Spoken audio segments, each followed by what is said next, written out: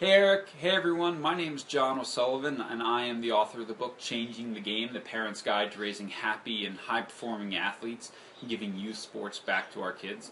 Now, really the main theme of my book is how do we create a high-performing state of mind in our athletes, because that is the single greatest factor that affects performance. And so in the book I talk about the 7 C's of high performers, and one of them that I want to talk about today is control. Great athletes, great performers need control and ownership over their athletic experience. Now, one of the great ways to do this is goal setting. Now, when I was a young coach, I used to do goal setting with my teams, and I would look at my team and I would write down all the goals that I thought they should achieve, and then I would yell and I would scream and I'd push and prod them to my goals instead of theirs. And what inevitably happened was it didn't go as I had planned. And usually it was frustrating for me and it was frustrating for the players. Then one of these players was smart enough to tell me, hey coach, those aren't our goals, those are your goals. And that was like getting hit over the head with a hammer. And when I did that, I changed everything that I did. And I started sitting down and asking my players what they wanted. So if you guys are parents, or if you're coaches, or if you're leaders of any sort, you need to know what the people under you, what your kids, what your athletes want to accomplish. Now here's what I do with my teams.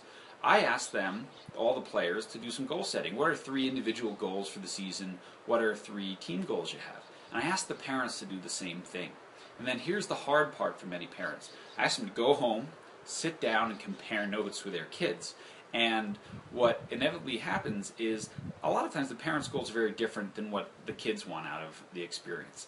And parents, you have to accept your kids' goals.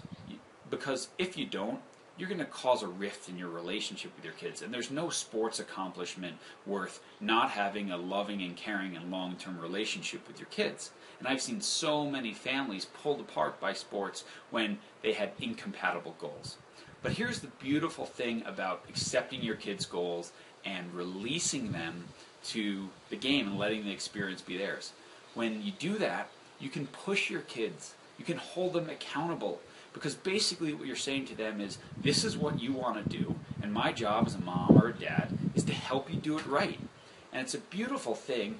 When I had my teams and I accepted their goals and coached them towards their goals, what I was able to do was say, hey, is this what you guys want to accomplish? Is this the way that we're going to train to accomplish these goals? And they would say, no, coach.